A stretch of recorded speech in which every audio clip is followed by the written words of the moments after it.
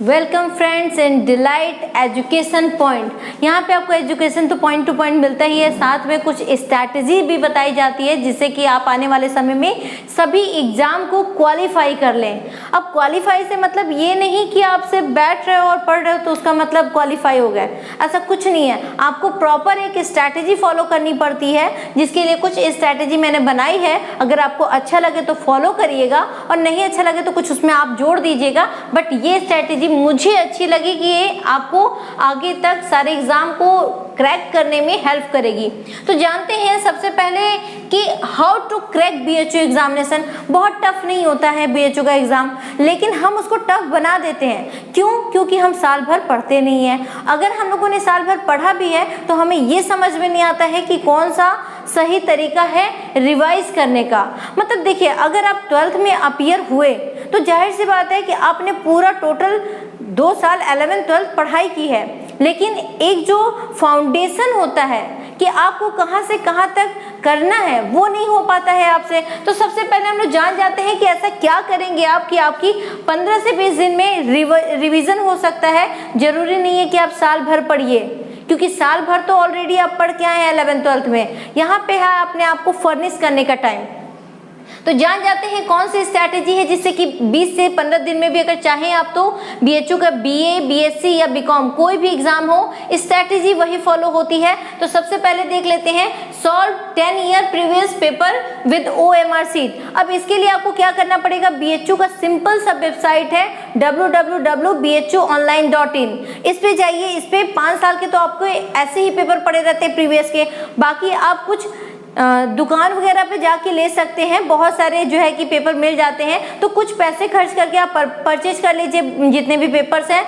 उन पेपर को ऐसे सॉल्व मत करिए, उनके साथ OMR सीट जरूर लीजिएगा। 10-15 रुपए में OMR सीट आपको मिल जाती है। OMR सीट के साथ सॉल्व करने का फायदा क्या होता है कि आप जब एग्जाम में बैठते हैं तो वहां पे आपको OMR सीट के साथ सॉल्व करना है क्वेश्चन, तो टाइम मैनेजमेंट बना रहता है। इसके लिए OMR सीट होना बहुत जरूरी है। Second thing, prepare self notes and do at least 1 paper daily. अब जाहिर सी यहाँ पे एक मैंने बहुत ही इंपॉर्टेंट बात लिखी है कि 20 to 15 डेज।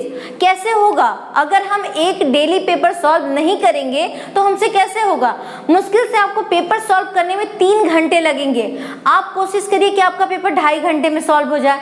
तो इससे क्या होगा, आधा घंटा आप प्लस पॉइंट में चलेंगे और चीजें क्या है कि ऑटोमेटिक आपकी क्लियर होती चलेंगी। जैसे जैसे क्वेश्चन आप सॉल्व करेंगे आपको एक नया आंसर पता चलता रहेगा। एक और तरीका है कि क्वेश्चन पढ़िए तो जो 4 ऑप्शन दिए हैं उन 4 ऑप्शन के बारे में जानिए। तो ऑलरेडी आपके कई क्वेश्चन तैयार होते जा रहे हैं, साथ में कुछ टॉपिक भी क्लियर होते जा रहे हैं। चीजें यहाँ पे अगर 10 दिन में आपने 10 पेपर सॉल्व कर लिया तो बचे आपके पास 5 या 20 दिन। तो इसमें जो होगा कि आप 5 या 20 दिन में और चाहे तो इसको रिवीजन कर लें। ठीक है। नेक्स्ट अगर हम देखें तो रिवाइज 1 नोट्स 5 टाइम्स। अब जो आपने पेपर सॉल्व किया है, मैंने बोला कि टॉपिक आपको मिलते हैं, 4 ऑप्शन है तो 4 टॉपिक हो गए वो ऑप्शन। तो आप चाहे तो उस टॉपिक को जो पेपर में आप सॉल्व कर रहे हैं उनको आप एज अ टॉपिक लेके उसके बारे में थोड़ा सा नेट से यूज करके और बाकी जगहों से यूज करके उस टॉपिक को खत्म कर सकते हैं। Next, take support of e education for the topic और point you don't have in book. अब ये उन बच्चों के लिए है जो सिर्फ और सिर्फ बुक पे डिपेंड करते हैं। तो माय डियर फ्रेंड्स, आजकल तो ई-एजुकेशन का जमाना है और आप देख रहे हैं कि सारे स्कूल, सारे कॉलेज, जितने भी सारी चीजें ई-एजुकेशन से अटैच्ड है। तो आप ऐसा क्यों नहीं करते कि ई-एजुकेशन का फायदा लें? तो YouTube पे मेरा ही चैनल नहीं, आप किसी भी चैनल पे जाइए तो कुछ ना कुछ आपको जानने को मिलता ही है।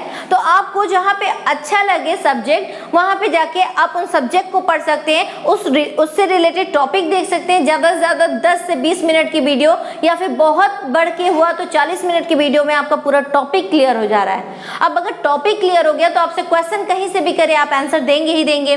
नेक्स्ट अगर हम बात करते हैं तो focus on your time management during exam. ये बहुत ज्यादा इंपॉर्टेंट है भाई। अगर फोकस नहीं करेंगे आप टाइम मैनेजमेंट पे तो वहां जाके क्या करेंगे? क्वेश्चन सॉल्व करते समय आपको लिमिटेड टाइम मिल रहा है। ऐसा नहीं है कि आपको आता नहीं है, आपको आता सब कुछ है, लेकिन वहां पे अगर टाइम मैनेजमेंट नहीं है तो आपके आते हुए क्वेश्चन गलत हो जाते हैं। तो फिर बाद में अफसोस करने से अच्छा है कि पहले से मैनेजमेंट रखे टाइम का। अगर आप टाइम मैनेजमेंट पे फोकस करते हैं तो वहां जाके आपके पास टाइम बच जाते हैं कि आप एक बार रिवाइज कर ले क्या है, फिर बबल्स को आप भरिए। मतलब अगर आपके पास टाइम मैनेजमेंट सही है तो आप सारी चीजें कर सकते हैं। और रही बात पढ़ाई की, तो ई एजुकेशन का आप भरपूर फायदा उठाइए। वहां पे 20 to 40 मिनट्स में मैंने मैक्सिमम जो है कि एक एनालिसिस करके बता रही हूँ कि 20 से 40 मिनट्स में आपके पूरे के पूरे चैप्टर खत्म कर दिए जाते हैं। और ई एजुकेशन में एक से बढ़ के एक टीचर भाग ले रहे हैं, तो आप उनका फायदा उठाइए। आप वहां से चीजों को पढ़कर एग्जाम में बैठिए, तो आपका एग्जाम जो है क्रैक होगा ही होगा, उसमें कोई डाउट नहीं है। तो ऐसे कुछ जो है स्ट्रेटेजी मैंने बनाई है, आप चाहो तो इनको फॉलो कर सकते हैं। और अगर वीडियो मेरा अच्छा लगे तो लाइक करें, शेयर करें, और इसके अलावा अगर आप नया देख रहे हैं मेरा वीडियो तो सब्सक्राइब जरूर करिएगा, क्योंकि मेरे चैनल पे ऐसा नहीं है कि सिर्फ और सिर्फ स्ट्रैटेजी ही बताई जाती है। सारे सब्जेक्ट से रिलेटेड वीडियो आते हैं, जिसमें कि हिंदी, इंग्लिश, मैथ, और पॉसिबिलिटी जितनी होगी मैं सारे सब्जेक्ट की वीडियो उसमें डालने की कोशिश करूंगी।